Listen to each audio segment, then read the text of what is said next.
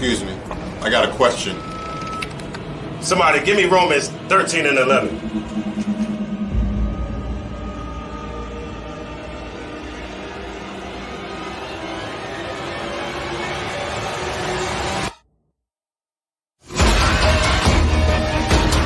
I have a question.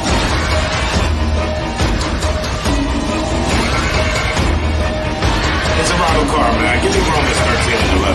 Khan, this is the book of Romans, chapter 13, verse 11. And that, knowing the time, that now it is high time to awake out of sleep. Brother, you need a water? Thank you.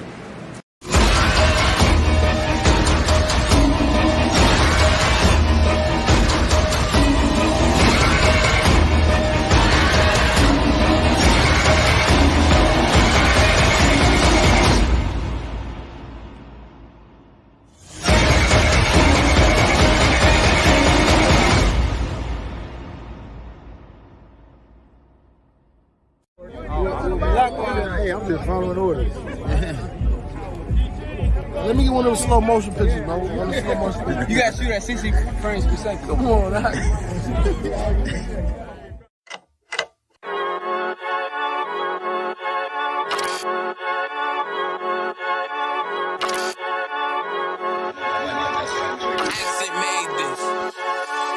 They say they wanna hit that raw shit. These niggas claiming that they boss shit.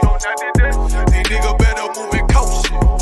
As if they make the wrong move and post shit. You see me, they like, ooh, keep on shopping. I'm on my way up and they ain't gon' stop it. They say they wanna hit that raw shit. Coming up, I'm about to boss shit. They see me, they like, ooh, keep on shopping. I'm on my body, real niggas right beside me. Damn right, I brought my army, going up like a rocket, and can't nobody stop me. These niggas garbage, so watch your mouth, boy. Coming all black, slithering house, call me mouth, boy. I'm off the hip like a cowboy. I'm a king, you should bow, boy. Shorty like that, man, you cut up, nothing I can handle. 144 in the booth, going Rambo. Niggas do you dirty like a stick in a bando. That's why I play the corner like a bum with a banjo. I'ma lead by example. Ooh, keep on sobbing, got this bitch off the hand, got the juice, got the drip, about to hit the bitch with the salt. It ain't rap, it's assault. Can't taste a bitch unless you with the coke. They say they wanna hit that raw shit. These niggas claiming that they boss shit. These niggas better move and coach shit. As if they make the wrong move and coach shit. One way.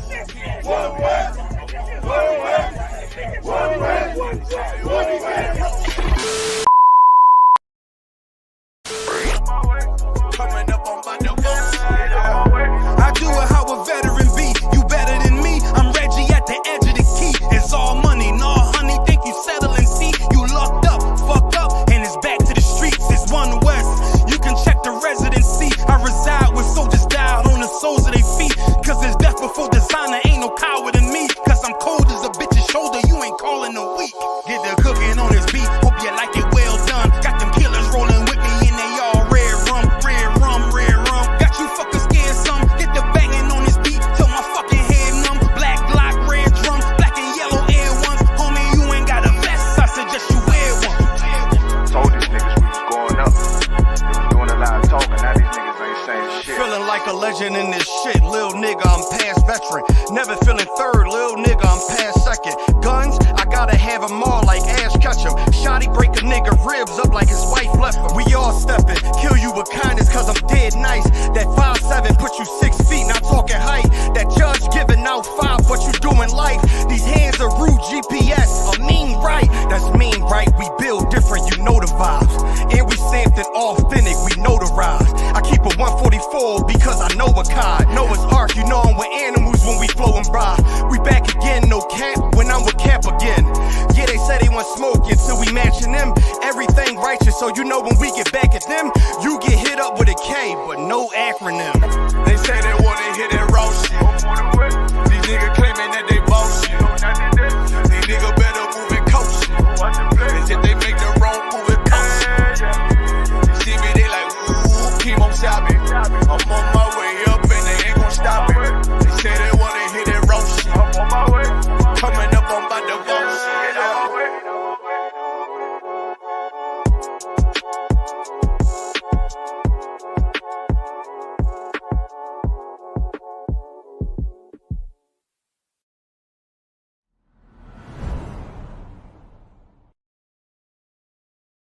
I think we got a problem, got a problem. Let's go.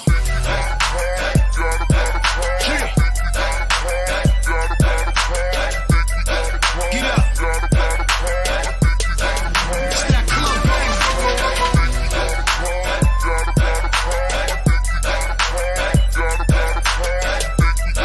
You hear that?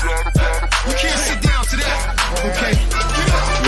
Yo, what up, y'all? It's your boy, Sheik Luch, LOXD Block, Silverback. Hey, yo, right now I need to shout out the ISUPK classes.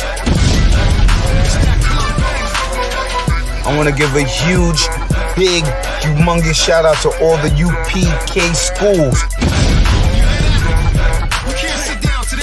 Shout out to Black Watch, hosted by General Johanna. Bird, I need y'all to check out Cross the Line Radio as well, man. They've been open all week from 7 to 9. They ain't shut down because of the corona, the COVID, and all that. They rockin' strong, you know what I mean? Think we got a problem, but really it ain't though. It's one of me, and these bitches, I count about 3, 4. Think we got a problem, but homie, just all talk. He ain't gon' pop a balloon with a pitchfork. Nah, think we got a problem in the club with this dog. Groove boys, dogs, ladies, everybody.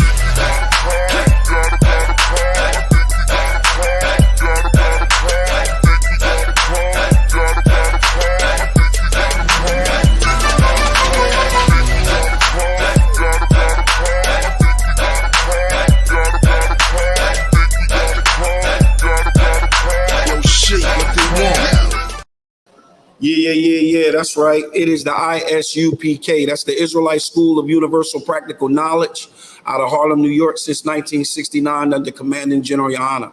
And we're here to teach the so-called Black, so-called Hispanic, and so-called Native Americans that we are the lost sheep of the house of Israel. That's right. Those that are right here in this America under Commanding General Johanna. All right. We follow him as he follows Christ. All right. That's what we do. But tonight's class is an interesting class, all right? The name of this class tonight is Sarah or Jezebel. Which one are you? Or which one do you discern in maybe your marriage? Or which one do you discern in maybe a family member, all right? There is a spirit called the spirit of Jezebel. You don't believe me? Watch this. Revelation. Now, what I'm going to do is Revelation chapter 2 and verse 20. What I'm going to do is I'm going to show you the attributes of the Jezebel spirit and Sarah, right? And then we're going to go down and we're going to take a look at attributes and why and what. Put it that way. What is the Jezebel spirit? All right. The Jezebel spirit is a spirit that we're dealing with right here in America. All right. We're dealing with the fact that we have women that wants to be men. And we have men that wants to be women. All right. This is a norm right now. It is a norm. That's a norm for a man not to be a real man and a woman not to be a real woman. It's for the woman to act like the man. I will even go as far as this. Look, check this out, right?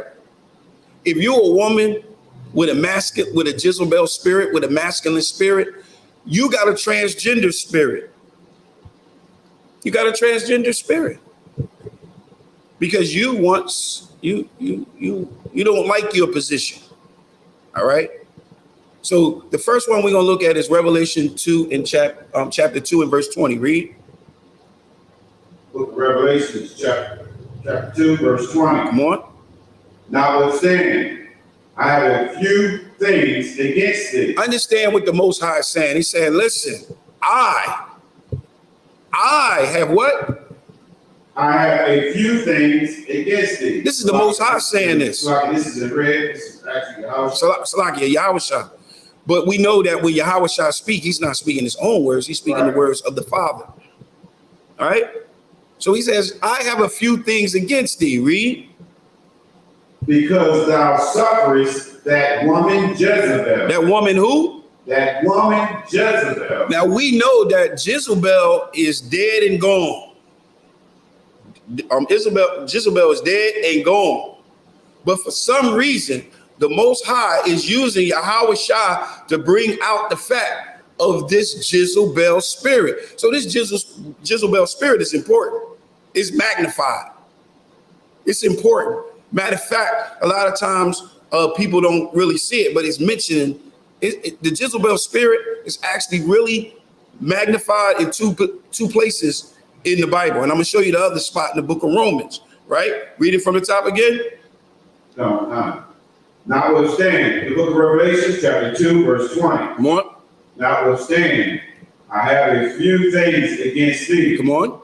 Because thou sufferest that woman Jezebel, which calleth herself a prophetess. She calleth herself a prophetess. All right? Listen, women always talking about their dreams and how their dreams navigate their life. This is dangerous. This is dangerous. Muhammad did that. You know Muhammad, the one that started Islam? Yeah, he did that. But you know what's interesting about that? When you talk about these dreams and these calling yourself a prophetess and want to teach and be over your head. You want to be over your leader. You want to tell us what to say, what to do, what to think, how everything. This is what we have fallen into. Read it again. Book of Revelation, chapter 2, verse 20. Notwithstanding, I have a few things against thee, because thou sufferest that woman Jezebel, which calleth herself a prophetess, to teach and to seduce my servants to commit fornication. This is what you do. When you're following behind a Jezebel spirit, which we're going to show you what it is tonight, we're going to show you what it is. But if you're operating in that and you're dealing with that, that's what you're causing to the saints. Like, it's weird to me that you'll listen to somebody that's not in the school. If somebody's not in the school and somebody didn't come and take this oath to be in this school, to walk beside you as a sister, why are you listening to them? Their word is nothing because they think that you're a joke and they think your school is a joke. I don't understand. It kills me when sisters do that. Our brotherhood is unbreakable. That's right. Our brotherhood is where it's supposed to be. We got to work on our sisterhood. Damn right. And unfortunately, our sisterhood is causing actions with our sisters. So this Jezebel spirit is not a good spirit. All right. So we're going to put that right there for a second. We're going to come back to that. But let's look at Sarah, because Jezebel was a heathen. Jezebel was a heathen, right? And Jezebel was the daughter of a king. She was a queen. We don't have queens. Uh-oh. Watch the numbers. We don't have queens in Israel. I'm going to show you what we got. We don't have queens. But the first place we're going to go to is 1 Peter. I'm going to show you Sarah now. I'm going to show you Sarah. The attribute of Sarah. 1 Peter chapter.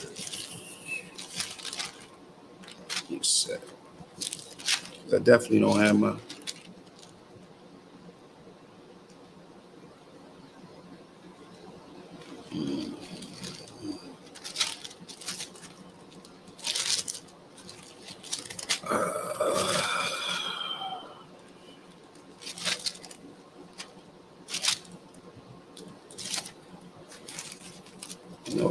Peter. Hold on. Give me just 1 second. Well, Slack, so what was you looking for? What scripture is it?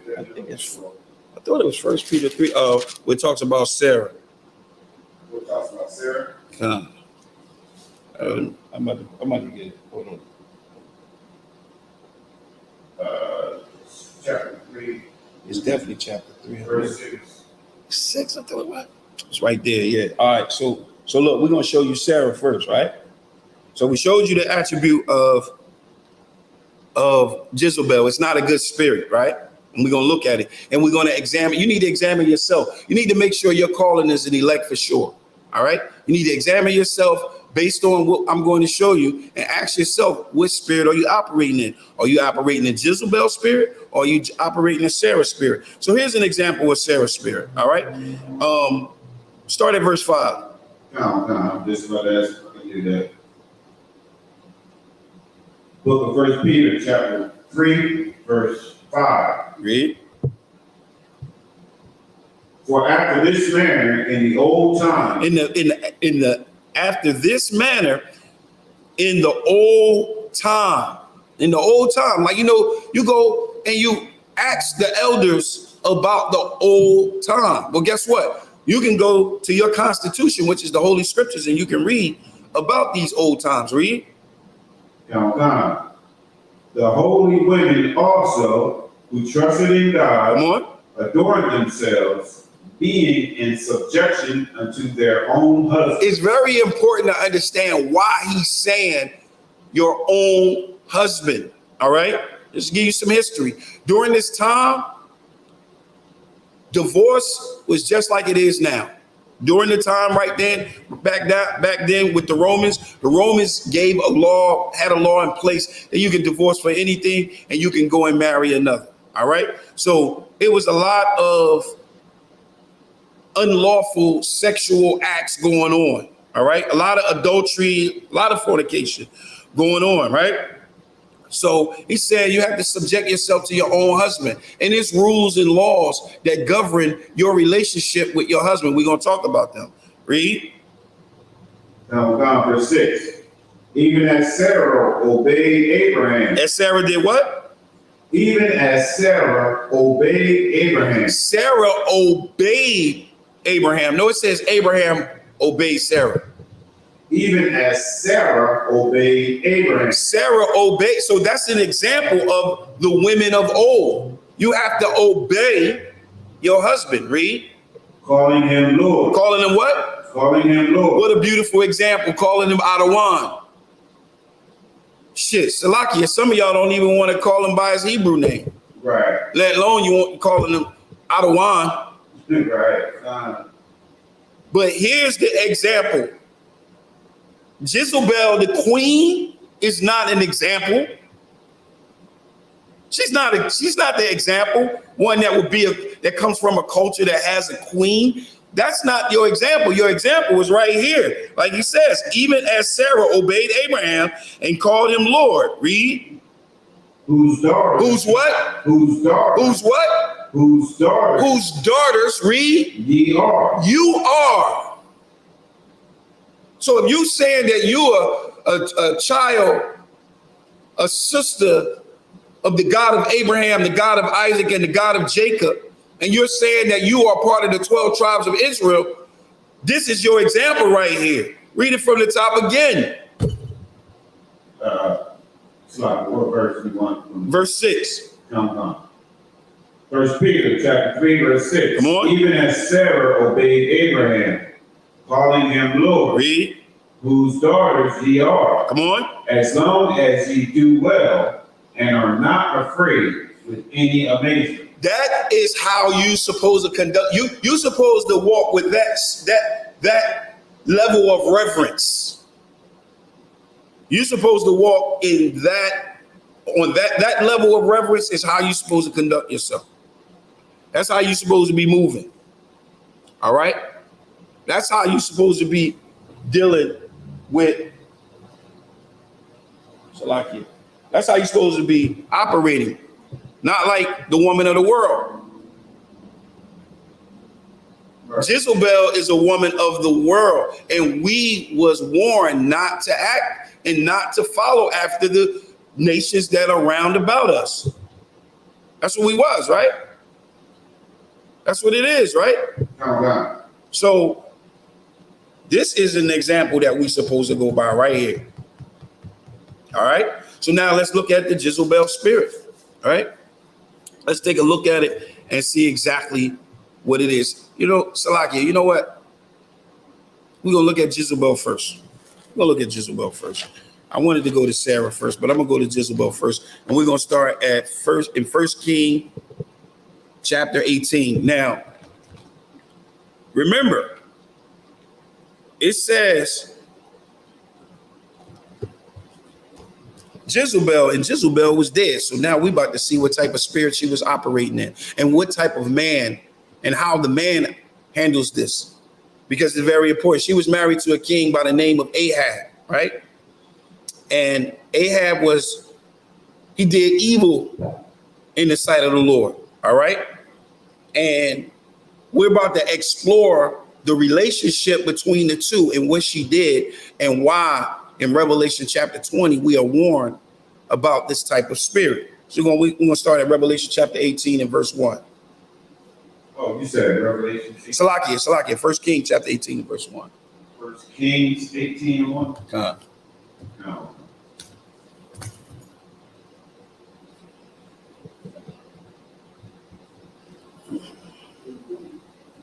Because nobody ever really, I don't know if you guys ever have, but people don't really take the time out to really read through the events of Jezebel and see how she behaved and how she acted and how she conducted herself and measure it to yourself. And if you have done it and you haven't seen anything, let's see if we can pull it out. Let's see if we can show you some attributes that maybe you have that you have to work on. All right.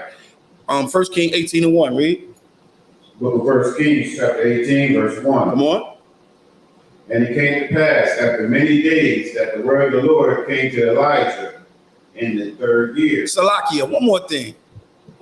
Listen, understand something, because I missed this.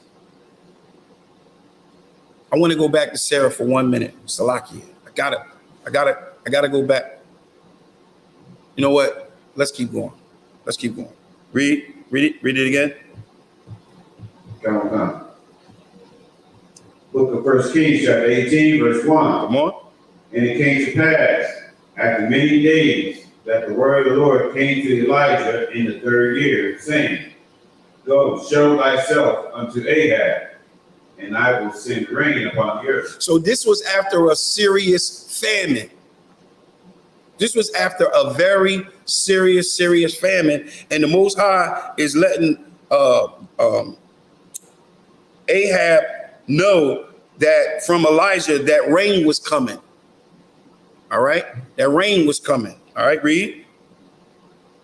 And Elijah went to show himself unto Ahab, and there was a sore famine in Samaria. Come on. And Ahab called Obadiah, which was the governor of his house. Come on. Now Obadiah feared the Lord greatly. He feared the Most High Power. What does that mean? He followed his laws, his statutes, and his commandments. Read.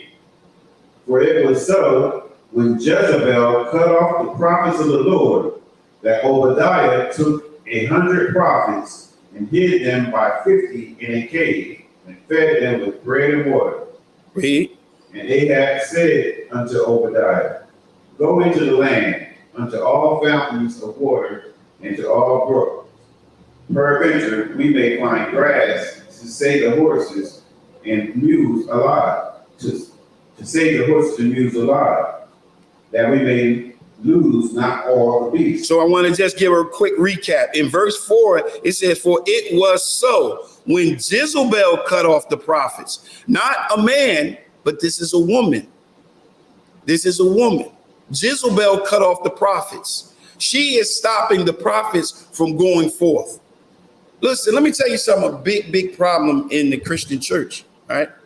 A big problem in the Christian church is the women always want to tell everybody what to say and what to think.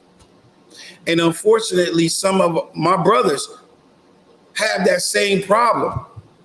because your rib wants to tell you what to prophesy, what to say, what to think. They do that. What's that? Isaiah 30.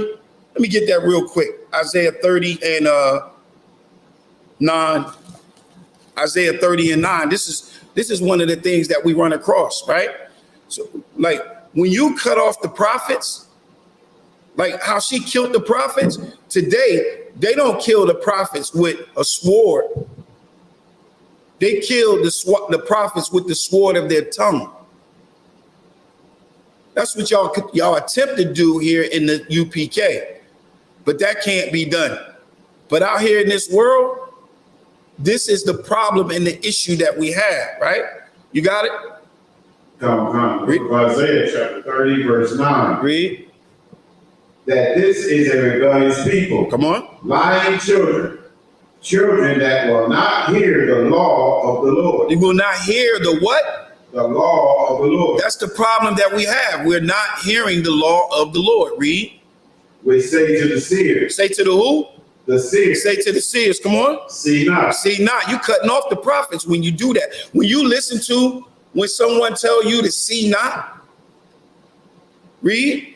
And to the prophets, prophesy not unto us right things. And not to us what? Right things. Come on. Speak unto us smooth things. What? Prophesy deceits. Any more on that? Nah, that's what happens when you cut. When you cut off the prophets, when you allow a woman to pull your weakness and cause you to be weak and drop your sword, just make sure you give that cover back. Go back to 1 Kings 18. No. If you do that up in here in the UPK, make sure you bring that cover back, all right? That's what you do. That's what you do. Damn right. So Jezebel, she was cutting off the prophets of the Lord. That's what she was doing. This woman was doing that, all right? So Ahab and Obadiah, they had went into the land. I'm just going to cut time short. Salakia. Matter of fact, we got time. Go ahead. Where you stop at? Verse 5. Go ahead, read. Book of 1 Kings chapter 18, verse 6. So they divided the land between them to pass throughout it. Come on. Ahab went one way by himself, and Obadiah went another way by himself. So Obadiah had seen Elijah. Verse 7, read. And as Obadiah was in the way, behold, Elijah met him. Read. And he knew him, and fell on his face, and said, Art thou that my Lord Elijah? So he found Elijah, and he had to go back and he had to tell Ahab that he had found Elijah. So we're gonna jump up a little bit, jump down a little bit, Salakia, and we're gonna go to verse 17. So listen to what he said when he saw him, when he finally seen him, where Ahab finally saw Elijah. Read. Verse 17, and it came to pass when Ahab saw Elijah, that Ahab said unto him, Art thou he that troubleth Israel? So this is what Ahab is saying to Elijah. Are you he that troubleth? Are you he that troubleth Israel? Are you the one that's bringing the problems and the issues? Are you the reason why we have a famine? The nerve of Ahab, right? Read. Verse 18, and he said, I have not troubled Israel, but thou in thy father's house, in that ye have forsaken the commandments of the Lord, and thou hast followed Baal. Now the issue and the problem at this point is because Ahab was following the God of Jezebel, right? Just like today. You want us to follow the God of Christianity, and you want us to fall in love with the God of Christianity. Well, this is the same thing and the same issue and the same problem that Ahab had. All right. Ahab did not marry someone out of his own stock. He actually married someone of the other nation and began to serve that other nation. All right. And the scriptures is very clear. If you go to Deuteronomy 7, let's get that out.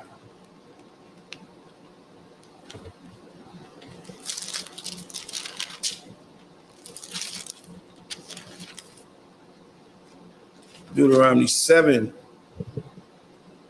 and verse. You can start at, you can hit verse 1, then go down and jump 2 and go to 3.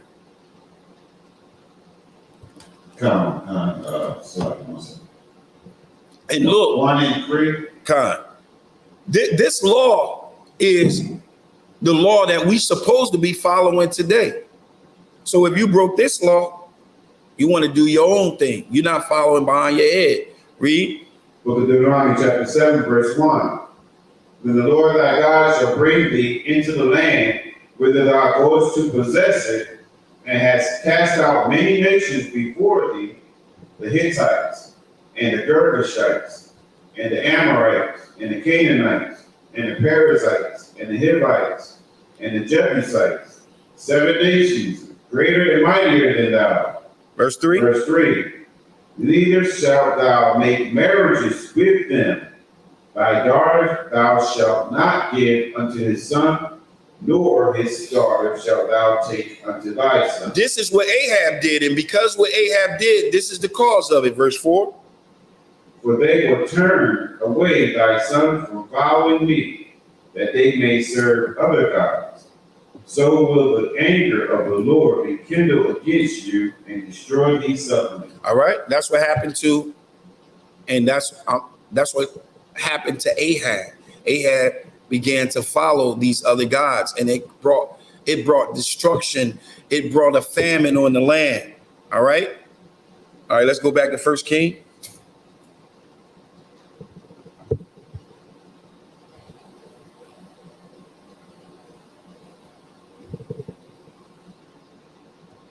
So what verse are we on? We stopped at verse 17. You're on verse 18.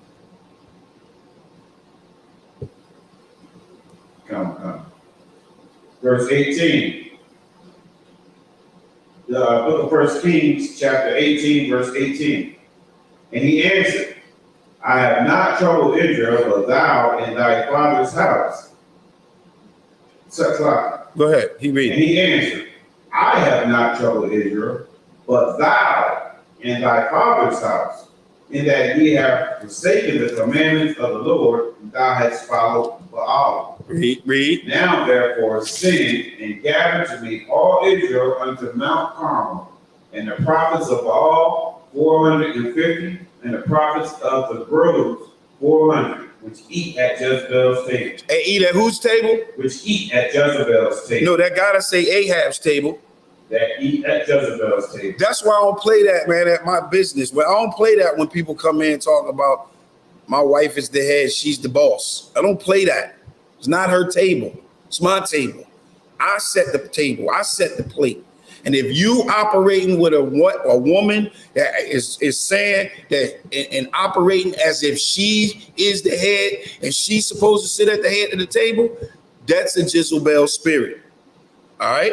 So what's cold about this, right, is that Elijah was calling them out. He was actually challenging Jezebel and her prophets. All right. Calling them out and told them to meet him on the mount. Right. And they met him on the mount. And we're about to read about this, all right? We're going to flow through it. Go ahead, verse 21. Verse 21. And Elijah came unto all the people and said, how long halt ye between two opinions? If the Lord be God, follow him. But if Baal, then follow him.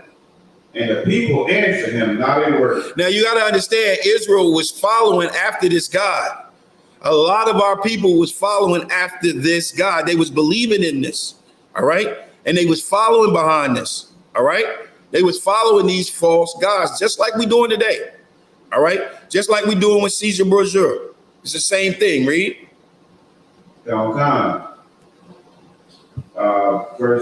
So these people are Israelites, read, 22. Verse 22. Then said Elijah unto the people, I, even I only, remain a prophet of the Lord, but Baal's prophets are 450 men. So it's one of me and 450 of them. All right. And guess what? He's calling them out. He's calling them out right now. All right. Read. Down. Verse 23. Let them therefore give us 2 bullocks, and let them choose 1 bullock for themselves, and cut it in pieces, and lay it on wood, and put no fire under. And I will dress the other bullock, and lay it on wood, and put no fire under.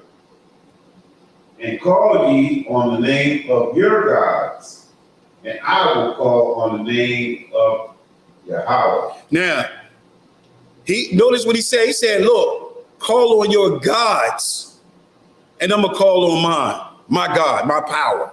So call on your powers. I'm going to call on my power, and we're going to see what's going on. We're going to see who makes fire. Right? Read. Now, come. Verse 25. Verse 24. And call ye on the name of your gods, and I will call on the name of the Lord. And the God that answereth by fire, let him be God. And all the people answered and said, it is well spoken. All right, go to verse 27. Verse 27. So as they was doing it, look what Elijah did. Verse 27. Verse 27. And it came to pass at noon that Elijah mocked them. He did what? That Elijah mocked them. Elijah was mocking them. Today we'll say, oh my God, why are you doing that? It's so wrong. No, don't do that. But this is in the scriptures. And it says he was mocking them. Read. And said, cry aloud, for he is a God. Yeah, he come on, call. Either he is talking, or he is pursuing. What is he doing? Come on. Or he is pursuing. All right. Or he is in a journey. Uh-huh. Or peradventure, he's sleeping. Uh-huh. Come on. Must be awake. You got to wake him up. What do we got to wake your God up? I mean, what is going on with your powers? He's mocking them. He's mocking them right now, just like we do right now with Christianity. Let's see, what's the power of Christianity unifying blacks, Hispanics, and Native American people? They can't, because they don't believe in brotherhood. Right. They don't believe in bringing us together. They're more like the gods of Baal. All right, read. And they cried aloud and cut themselves after their manner with knives and lancets till the blood gushed out upon them. They doing anything. They cutting themselves. They like, we got to get our power. And Elijah just mocking them. Maybe he's asleep. Maybe he's not home. Maybe he out at the store. Where's he at? Read.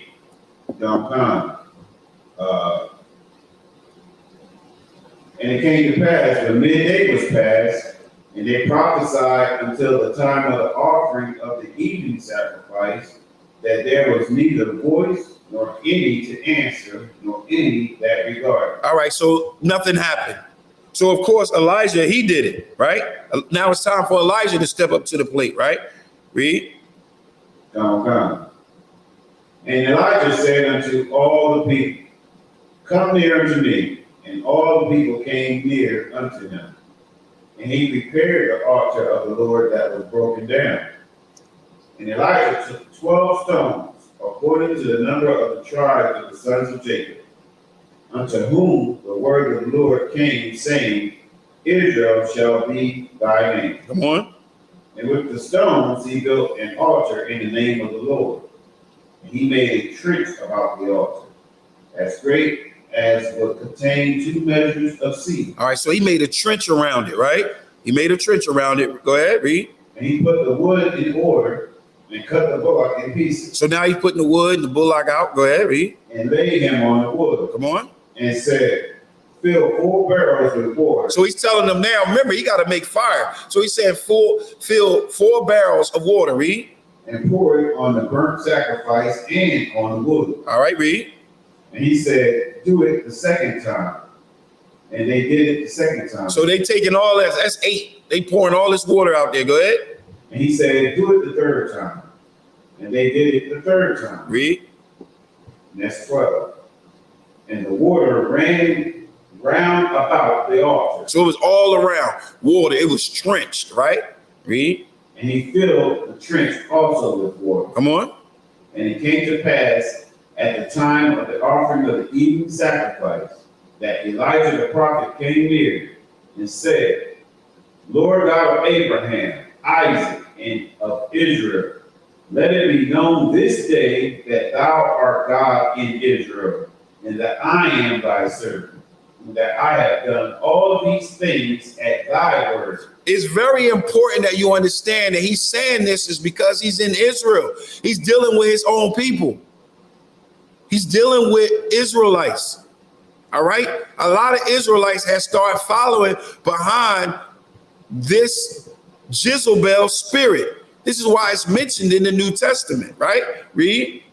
Verse 37, book of 1 Kings, chapter 18, verse 37. Hear me, O Lord, hear me, that this people may know that thou art the Lord God, and that thou hast turned their heart back again. Then the fire of the Lord fell and consumed the burnt sacrifice, and the wood, and the stones, and the dust, and licked up the water that was in the trench. So the Most High sent and consumed all of that, right? Read. And when all the people saw it, they fell on their faces, and they said, the Lord, he is the God. The Lord, he is the God. He is that power. Read. And Elijah said unto them, No, that's what Elijah said. Read. take the prophets of Baal. Come on. Let not one of them escape. Don't let not one of them get away. Come on. And they took them. And Elijah brought them down to the brook Kishon and slew them there. All right. So now, why did I read all of that, right? Why did I read all of that? All right. Number one, we read that to show you that it was Jezebel's table, not Ahab's table, and he's the king, right? And the fact that she had cut off many prophets from the land, right? And Elijah challenged Ahab. Jezebel not there. Ahab is there, right? Challenged her prophets. Boom. Not only showed that she deals with false gods, but also killed her prophets, right? Says, take those prophets. Remember, those are Jezebel prophets, right? Now, watch how Ahab responded. Go to verse 1 of chapter 19. This is a shot to my men. Like, brothers, don't get like this. Don't get like this. Run into your woman and telling her everything. You don't got to go and tell your wife everything. It's just, Right. You don't got to do that. All right. But he had to do that because it was her table. It was her table. 19:1. Read. Come on. Book of 1 Kings, chapter 19, verse 1. Come on. And Ahab told Jezebel all that Elijah had done. So he went and told, oh my God, you know what happened? And he act like that because I'm going to show you. He acts just like that. All right, read.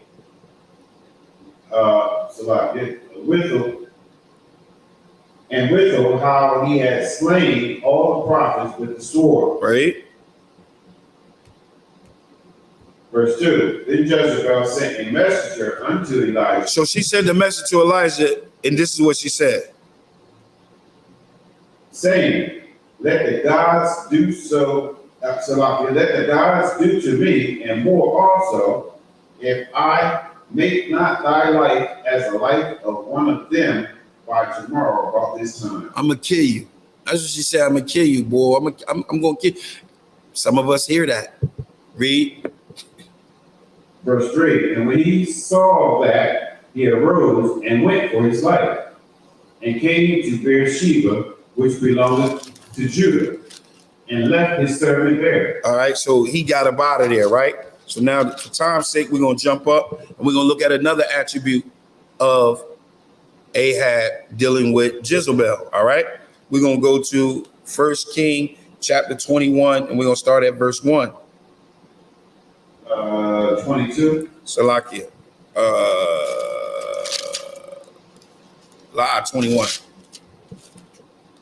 1 Kings 21 and 20. Right.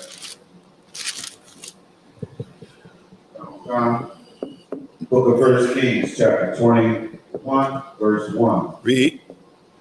And it came to pass after these things that Naboth the Jezreelite, had a vineyard which was in Jezreel, hard by the palace of Ahab, king of Samaria. So this man had a vineyard, right? And this vineyard was a nice vineyard, right? Read. And Ahab spake to Naboth, So Ahab spoke to this man, read. saying, give me thy vineyard, So he asking him for the vineyard. He likes the vineyard, read. that I may have it for a garden of herbs, because it is near unto my house. And I will give thee for it a better vineyard than it. Or if it seem good to thee, I will give thee the worth of it in money. So he's saying, listen, man, I'm the king, man. Whatever you need, whatever you want, man, I like it. I want to get it. All right? This is what he's telling Ahab. Read. Verse 3, and Naboth said to Ahab, the Lord forbid it me, that I should give the inheritance of my fathers unto thee. Can you believe that? So he said, look, he said he can't give his inheritance to him. Ahab, like he act like he can't understand that's our custom. You're like, why would I give away my father's inheritance? Why would I give away my inheritance? All right, read. Verse 4, and Ahab came into his house heavy and displeased because of the word which Naboth the Jezreelite had spoken to him. For he has said, I will not give thee the inheritance of my fathers. And he laid him down upon his bed and turned away his face and would eat no bread. So he was sad. His feelings was hurt. He went home and he got in a fetal position and he faced the wall at the house. He didn't even want to talk. He didn't even want to say nothing. Right? Now, he come the boss, he come the head, read. But Jezebel, his wife, came to him and said unto him, why is this thy spirit so sad? So why you like this? Why you so sad? Why you down? Why you moping? Read. That thou eatest no bread. Come on. And he said unto her, because I spake unto Naboth the Jezreelite. Because I spake unto Naboth the Israelite, the Jezreelite, read. And said unto him, give me thy vineyard for money. Come on. Or else, if it please thee, I will give thee another vineyard for it. And he answered, I will not give thee my vineyard. So he said, look, I asked him for the vineyard, and he said he's not going to give it to me. I'm just down. I don't want to eat. I don't want to do anything. Read. And Jezebel's wife said unto him, all right, so here she go. Come on. doest thou now govern the kingdom of Israel? Aren't you the governor of Israel? Come on. Come on. You're the leader. What are you tripping for, Reed? Arise and eat bread, and let thine heart be merry. Man, get up and eat and stop tripping. Be happy. It's all right. Don't worry about it. I'm going to deal with it, Reed. Watch what she do. I will give thee the vineyard of Naboth the Jezreelite. She said, I'm going to do it. I'm going to take care of it. I'm going to get it for you. Don't worry about it. I got you. I got you. And I'm going to show you how she going to do it. Right? Because that's very masculine. I want to show you two things. All right? This Jezebel spirit is a very masculine spirit. I'm going to show you. Watch. Go back up to verse 6. Watch what Ahab says. Read. Verse 6. And he said unto her, because I spake unto Naboth the Jezreelite, and said unto him, give me thy vineyard for money, or else, if it please thee, I will give thee another vineyard. I will. He's the king.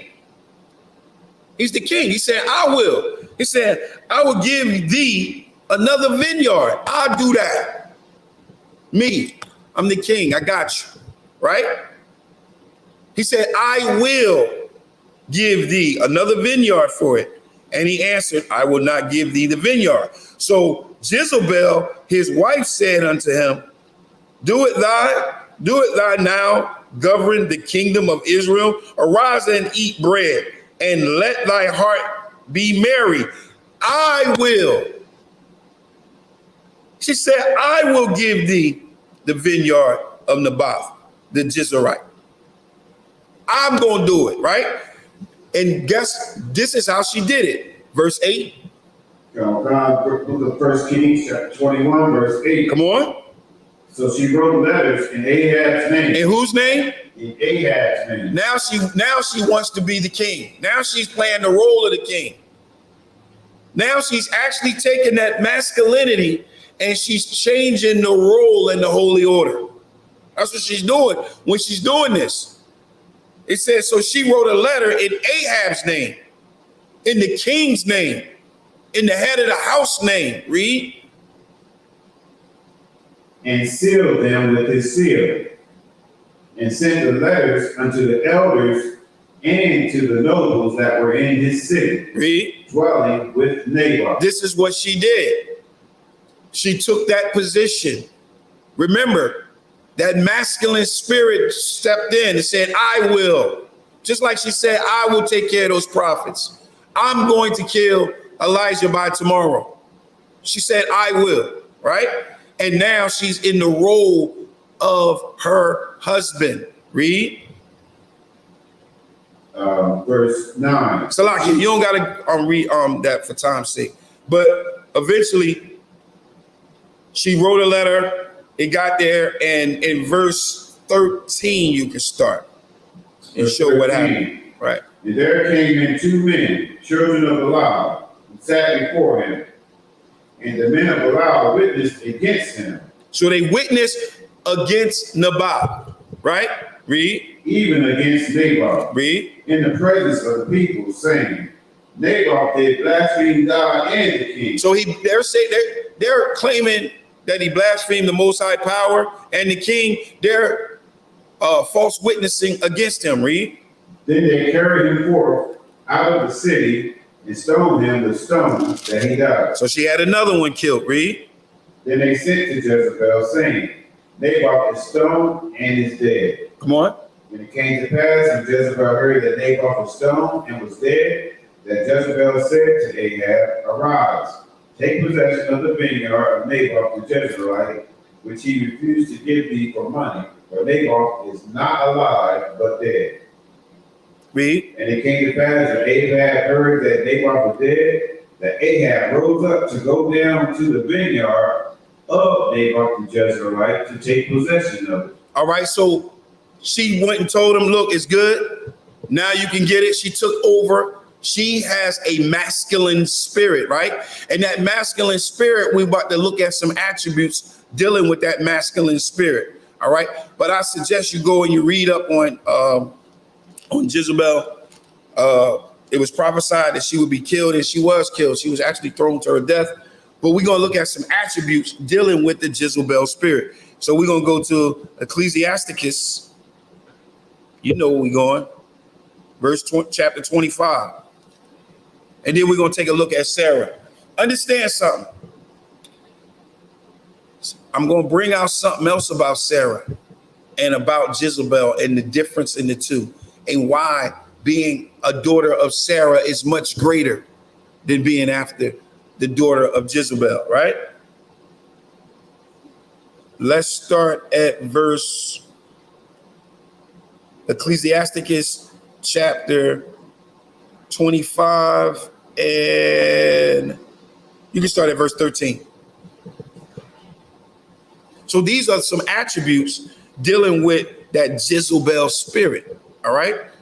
Remember, we're dealing with the Jezebel spirit first, and we're going to deal with the spirit of Sarah, which is the spirit that you're supposed to have as an Israelite woman.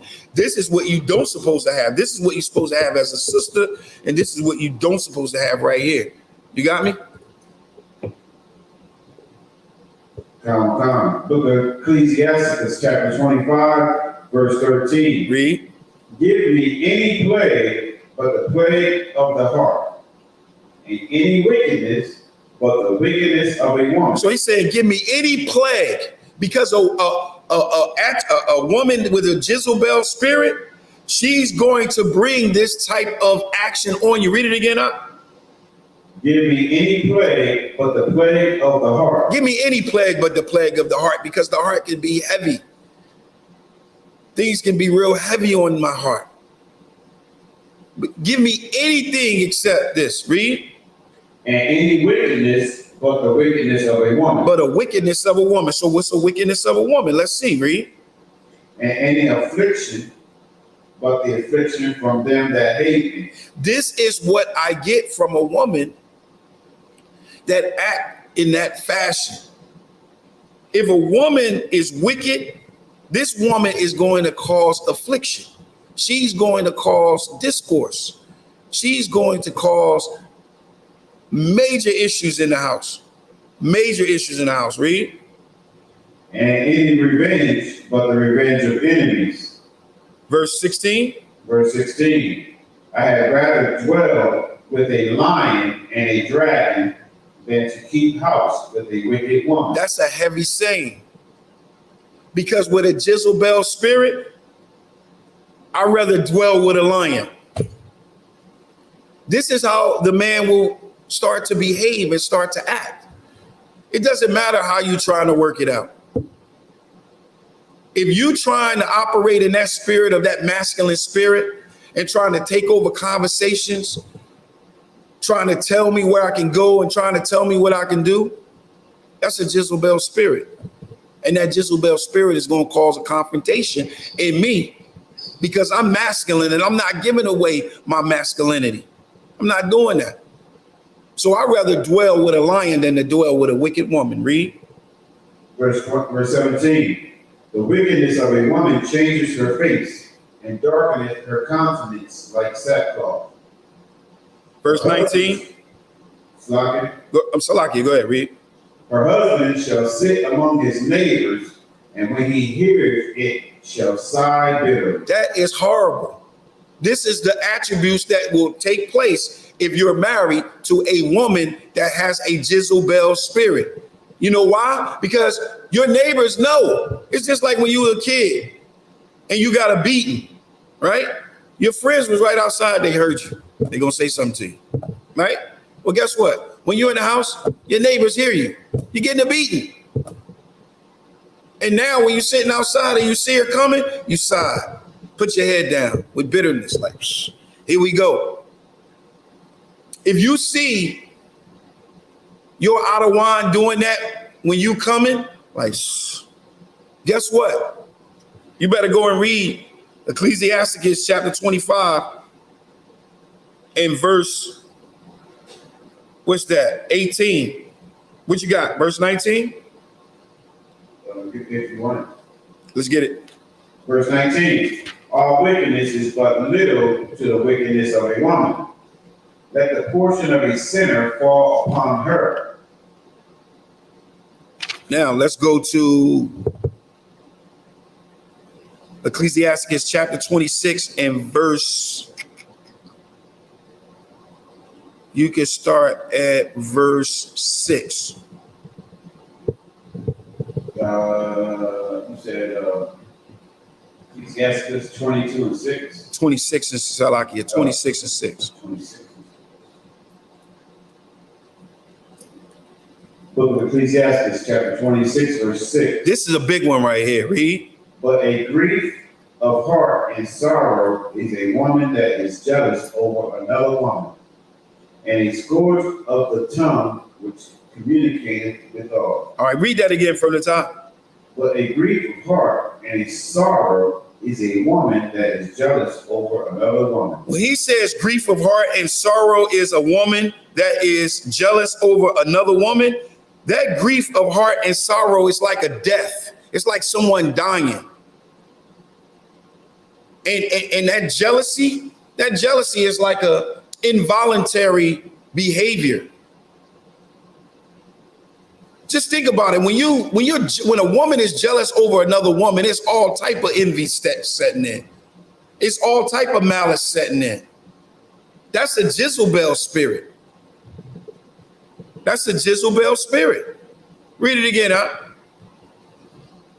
Book of Ecclesiastes, chapter 26, verse 6. Come on. But a grief of heart and a sorrow is a woman that is jealous over another woman. Come on. And a scourge of the tongue which communicated with all. Because she whipping you with her tongue. She whipping you with that tongue. That tongue is wicked. It's little, but it's wicked. Read. Verse 7, an evil wife is a yoke shaken to and fro. He that hath hold of her is as though he held a scorpion. It's like you holding on to a scorpion. That's horrible. That's terrible. That's crazy. All right. All right. So now what we about to do now is we about to look at Sarah. About to go back to Sarah, right? Because that's the one that I really want to focus on. I really wanted to go over this Jezebel spirit and go over this masculinity problem that we have in right here, and how women trying to be men, they want to be in our position. But let me tell you something about Jezebel. Jezebel, like I said, was a daughter of a heathen nation, right? They had queens. We don't have queens. I'm about to show you what we have, right? I'm about to show you what we have. That daughter. Because remember, you're supposed to be a daughter of Sarah, and you're supposed to be following after Sarah, right? So let's go and let's look at some things about Sarah and what you are, because the other nations got queens. Well, what about you? Are you a queen, right? Now, if you're running around talking about you a queen, you taking up on a culture of another nation. But if you saying you walking around and you after you're a daughter after Sarah, you're gonna be like this. Give me Genesis 17 and 17 and verse 15. So remember, Abraham had a son, right? He had a son named Ishmael, but the Most High had told him that out of his loins will come the seed of promise, which will be Isaac, and that will come through his wife Sarah, right? Listen to what Sarah is and listen to what you are. Remember, we're going to push Queen to the side. We're going to show you what we are, all right? So we're going to start at Genesis chapter 17 and verse 15. I'm going to show you what the sisters in the UPK is. Read. Book of Genesis chapter 17, verse 15. Come on. And God said unto Abraham, as for Sarai, thy wife, come on, thou shalt not call her name Sarai, but Sarah shall be her name. So he says Sarah shall be her name. And this is who the sisters in the UPK, this is who we follow after. This is who you should be following after. Not no Kemet, right? You should be following after this. And this is your attribute, not a queen, but right here. Read. In verse 16, and I will bless her. Talking about Sarah, I will bless her. Read. And I will bless her and give thee a son also of her. Come on. Yea, I will bless her. Come on. And she shall be a mother of nations. She shall be what? A mother of nations. That's what we raise here. In this school, in the school of Israelite School of Universal Practical Knowledge, no, we don't have queens. We got the mother of the nations. We got mother of nations that follow after Sarah. So when you talk and you speak and somebody saying, well, I'm a queen. No, I'm a mother of nations. I raise kings. All right. I raise people. Read that again. I got it. This is Genesis 17 and 16. And I will bless her and give thee a son also of her. Yea, I will bless her, and she shall be a mother of nations. Kings of people shall be of her. That's the attribute that we operate in. So now, we showed you Jezebel spirit. Let's look at the spirit that the sisters in this school operate in. The spirit that you're supposed to be operating in. All right. First place we're going to go, real simple, Ephesians chapter 5.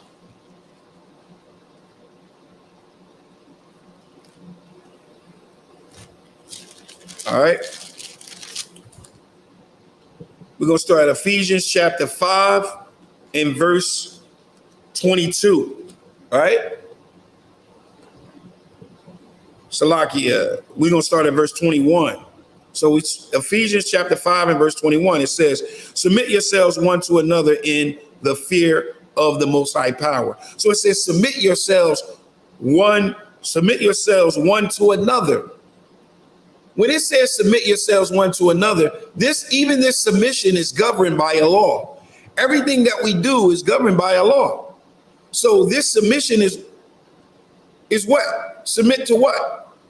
Remember, it says one to another in the fear of the Lord thy God. Well, when one fears the Lord thy God, he's following his laws, his statutes, and his commandments. That's how you fear the Lord thy God.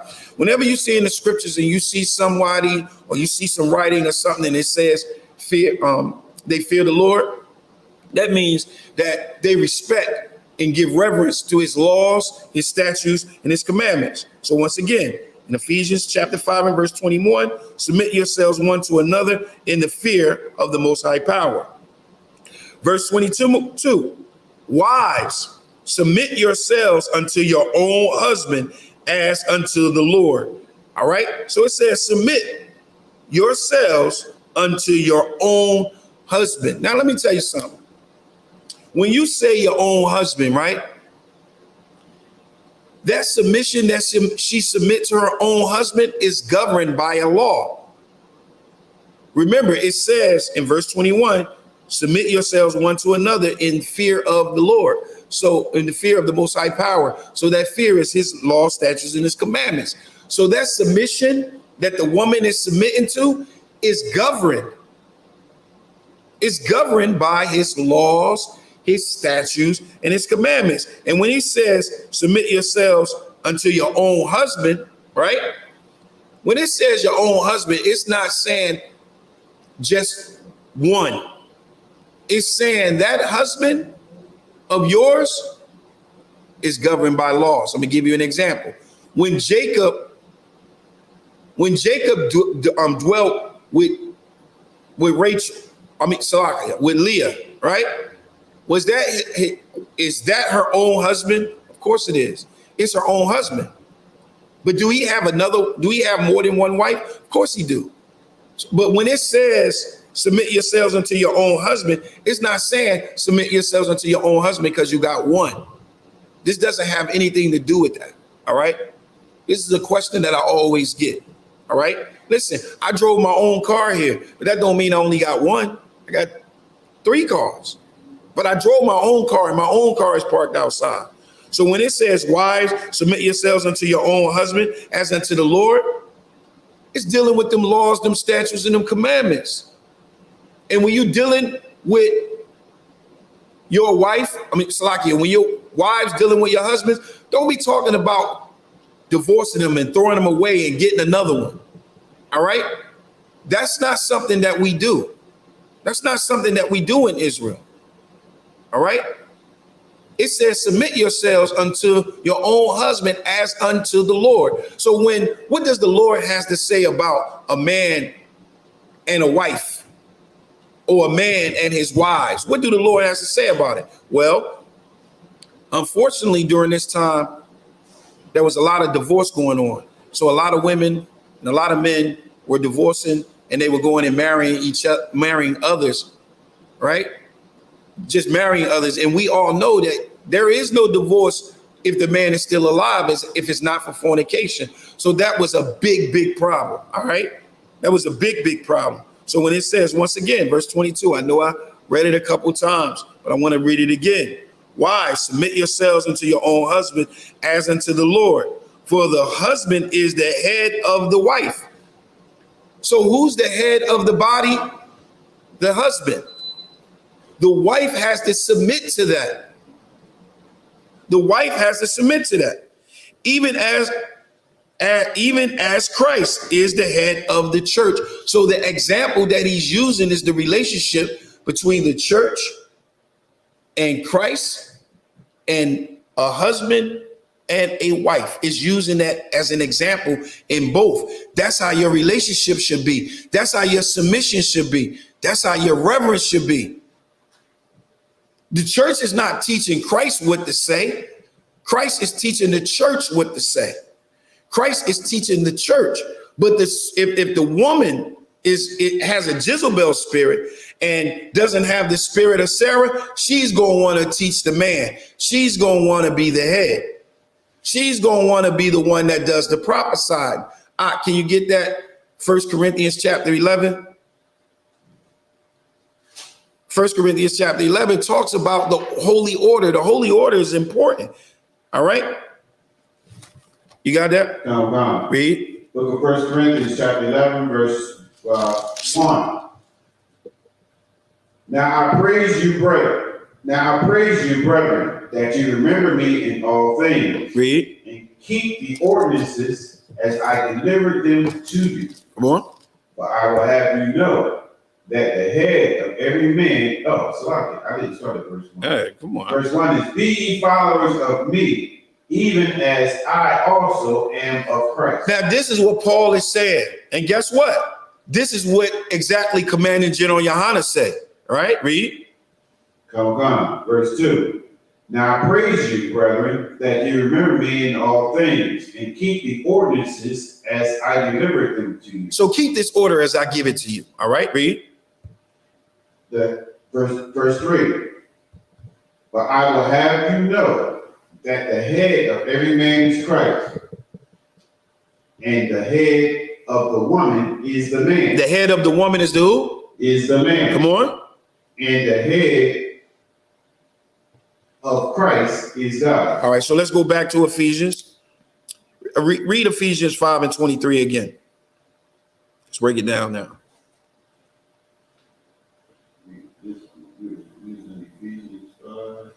How is that? I'm going from Ephesians 5 and 21 and down to verse 22. Salakia 24.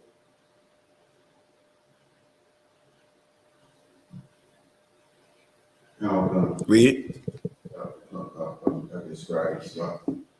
Look at Ephesians chapter 5, verse 21. Submitting yourselves one to another in the fear of God. So we know that that's dealing with the law, statutes, and the commandments. Read. Wives, submit yourselves unto your own husbands. Come on. As unto the Lord. So the example that he's using as the relationship with the Lord. Read. For the husband is the head of the wife. You know something about verse 22 again, Salakia. Yeah. But when it says submit yourselves to your own husband as unto the Lord, listen, your relationship with your husband is an example on how your relationship is with the Most High. It's whatever that reflects, that's what that reflects. You can't separate the two. You want to add something? Like you can't separate that.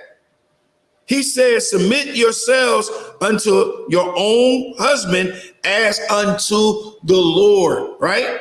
I already went over the own already. Go ahead, read. Come. Verse 23. For the husband is the head of the wife. So he's laying it out.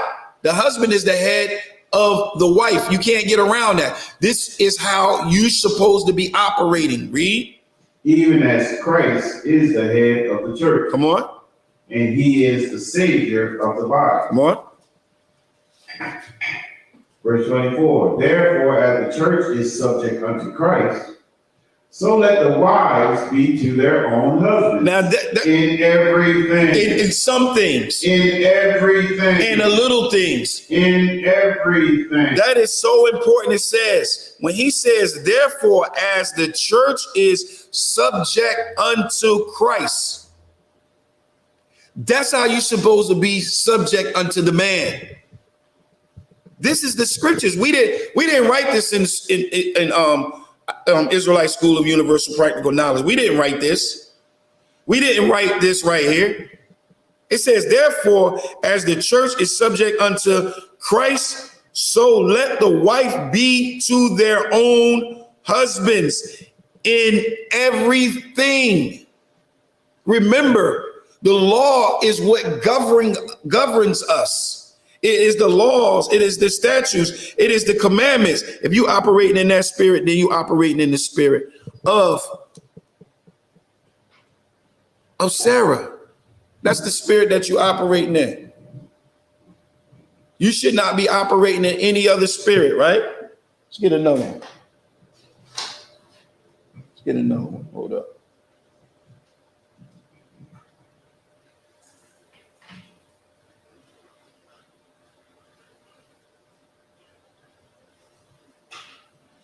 So I keep, hold on, give me a sec.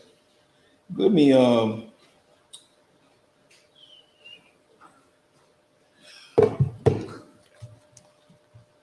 now 1 Corinthians 7. I gotta touch on this one. Now, someone asked me a question about this, and that's why I'm gonna touch on it again. This is 1 Corinthians chapter 7. And we're gonna start at 1, right? Because the question, this is the question. The question is in this chapter, what is this about? Now, I went over this before, and I'm gonna do it again, all right? Because unfortunately, we're dealing with a Jezebel spirit, and that Jezebel spirit just don't want to, they want to cut off the prophet. That's what they want to do, right? Start at verse 1. I was at 1 Corinthians 7:1. Book of 1 Corinthians chapter 7, verse 1. Read. Now concerning the things whereof ye wrote unto me, it is good for a man not to touch a woman. Nevertheless, to avoid fornication, let every man have his own wife, and let every woman have her own husband. This is the reason why he said what he said when we read in Ephesians. Because we were having an issue with fornication. That's why he says in verse 2, it says, nevertheless, to avoid fornication, let every man have his own wife, and let every woman have her own husband. Why? Because it was unlawful sex going on. They was putting men was putting away women for anything. They were following after the law of Rome. And we know in Romans 7:1, we know what that say, right? Let me get that out. He said, Romans 7:1. Romans 7:1. But Romans chapter 7:1. Know ye not, brethren, for I speak to them that know the law. So this is pinpointing the issue that was going on in 1 Corinthians 7, right? Read. How that the law hath dominion over a man as long as he liveth. For the woman which hath a husband is bound by the law to her husband so long as he liveth. No, the wife is bound, the man is bound to the wife as long as he lived. For the woman which hath a husband is bound by the law to her husband so long as he lives. So as long as he lives, as long as he's alive, you are bound to that man. And if you put that man away, or that man put you away for anything besides fornication, that would, Salakia, adultery, that would be fornication. That would be adultery. I'm going to show you that. Read. Verse 3.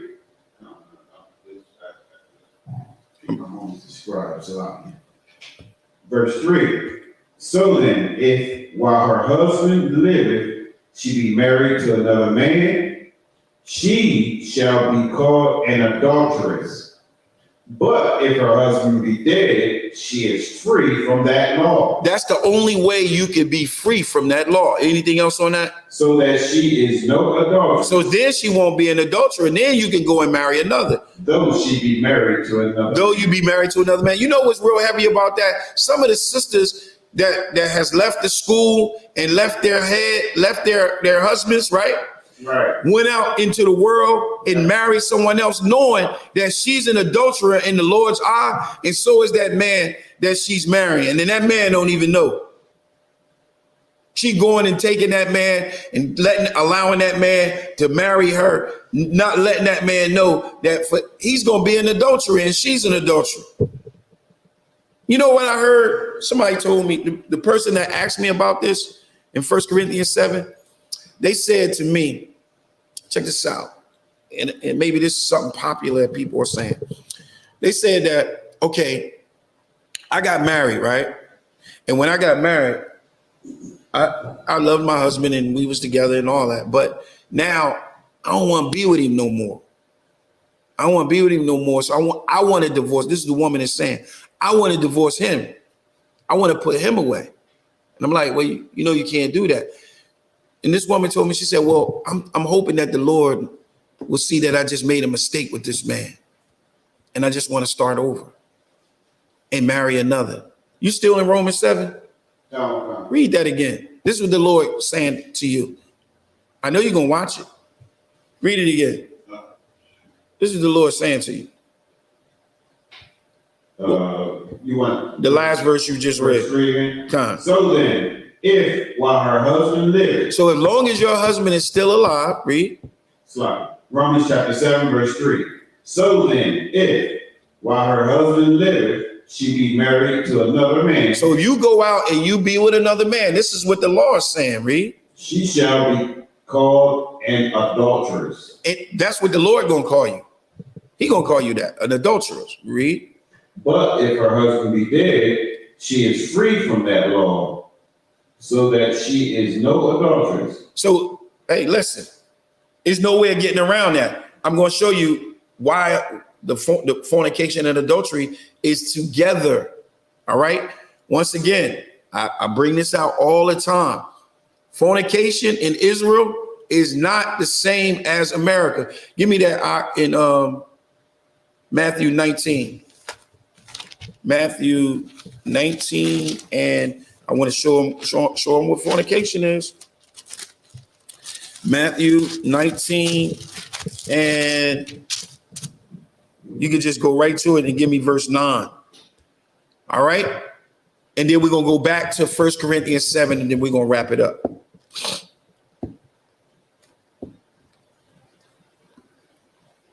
Matthew chapter 19 and verse 7.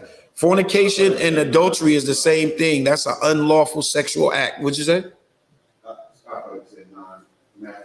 I said, Salaki, I did say Matthew 19 and 9. What did I just say? I'll be.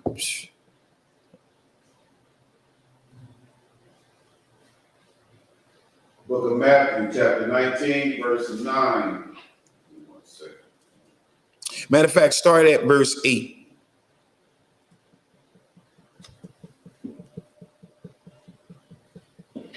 Matthew chapter 19, verse 8. Read. He said unto them, Moses, because of the hardness of your hearts, suffered you to put away your wives. So it's talking about putting away your wives. Exactly what we're talking about in 1 Corinthians 7.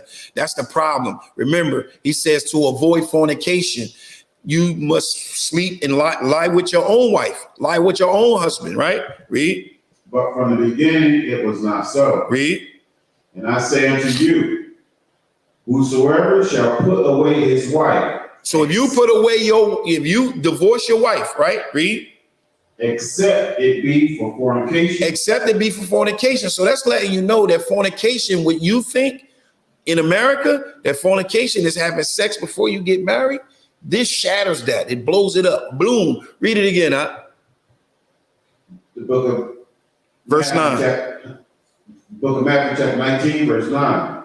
And I say unto you, whosoever shall put away his wife, except it be for fornication, and shall marry another, committeth adultery. Committed what? Committeth adultery. Committed adultery, read. And whoso marrieth her, which is put away, doeth commit adultery. So that's what it is.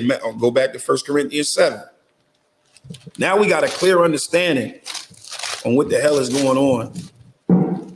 When Paul is writing this epistle in 1 Corinthians 7, and he write this. Start at verse 1 again now. Salakia. We're going to go from 7:1 to verse 5. So you can put that in the scribe.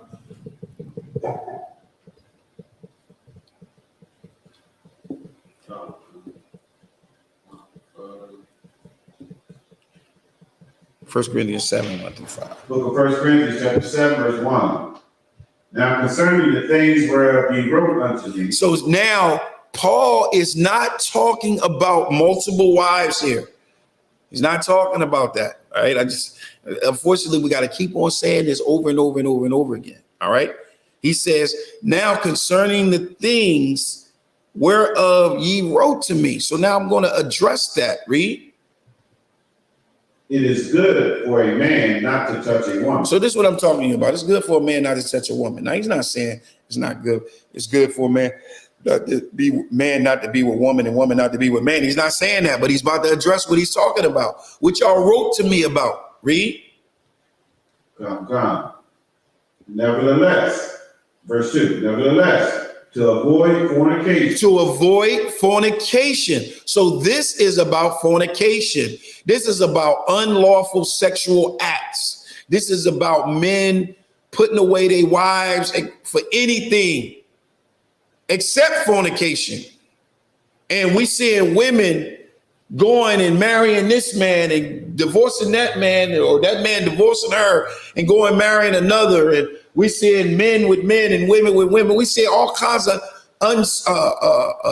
unlawful sexual acts that was going on, right? So Paul was addressing this. Read. Let every man have his own wife. Have your own wife. Remember, there's a law that governs the marriage, right?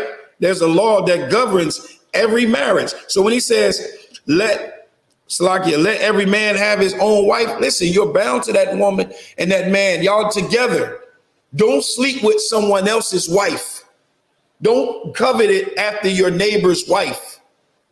You sleep with your own wife. Because if you do that, that's fornication. Right? Read. And let every woman have her own husband. Come on. Let the husband render unto the wife due benevolence, and likewise also the wife unto the husband. Remember, it's sex. Unlawful sexual acts is what he's dealing with. So he's saying, listen, you sleep with your wife and you sleep with your husband. Don't be sleeping with nobody else's spouses. We can't have that. A man cannot lie with another man's wife. Period. That's unlawful, right? Read. The wife hath, verse 4, the wife hath not power of her own body, but the husband.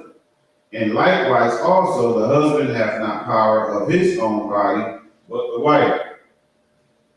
Verse 5, defraud ye not one the other, except it be with consent for a time, that ye may give yourselves to fasting and prayer, and come together again, that Satan tempt you not for your incontinency. All right, so now I'm going to deal, so now we understand what is going on, all right? But I want to deal with something that we have a little issue right here in Israel, dealing with our ribs and this sexual thing, right?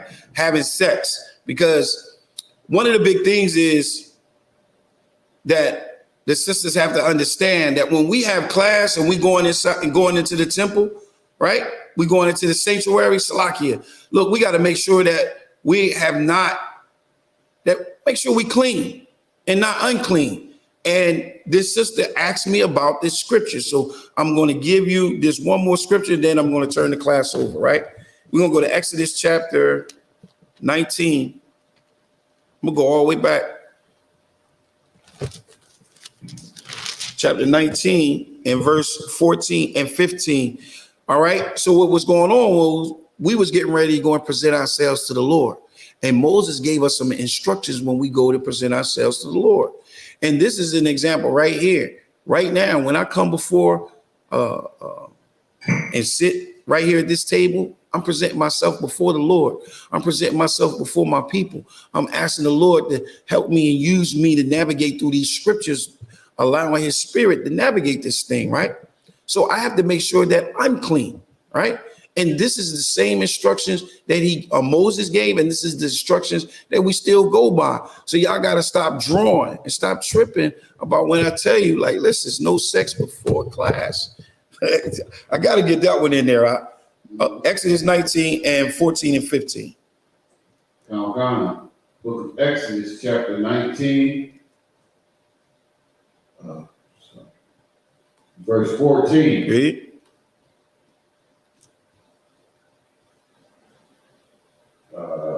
And Moses went down from the mount unto the people, and sanctified the people, and they washed their clothes. Now listen to what he said. And he said unto the people, be ready against the third day. So be ready. He said, be ready because we going before the presence of the Lord. So be ready. All right. He's going up and he's coming back. He said, be ready. Read. Come not at your wives. Come what? Come not at your wives. So that's bad, right?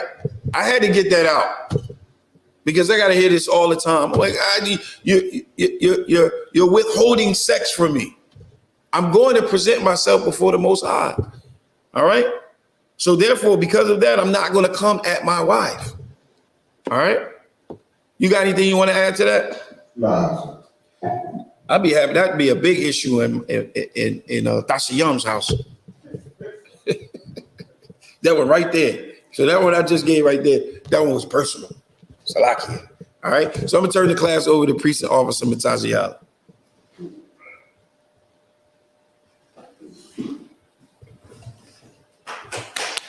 You got to get the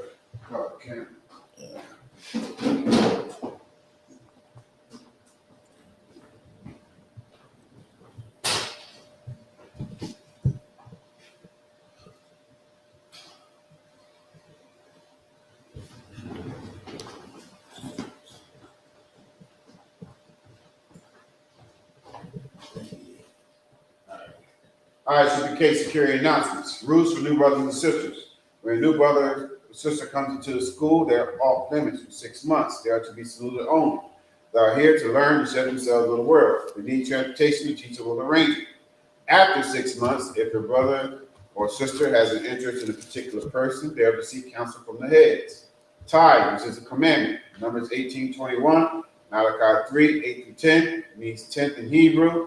My Aishua. Says 10% of every penny of any increase the Lord will give you. Priest funds, free will offering for the priest. It's not mandatory. It's whatever amount you'd like to donate. Upcoming holy convocations, we have the feast. We have the memorial blowing the trumpets, which is coming up on September 25th. It will be held right here in Smyrna, at the Smyrna location. That's 202 North DuPont Boulevard. If you need directions, we are right between the Royal Farms and KFC. All right. And we look for everyone to come out. It is I believe it is a Sabbath. I believe. So wear your garments because it is a Sabbath. All right. Let's see. If anyone wants to be a trooper in the school, start wearing all black boots, shirt, pants, headband, and scarf. With that being said, with the visual Majah, we're going to give courtesy salute. Majah Shabbat.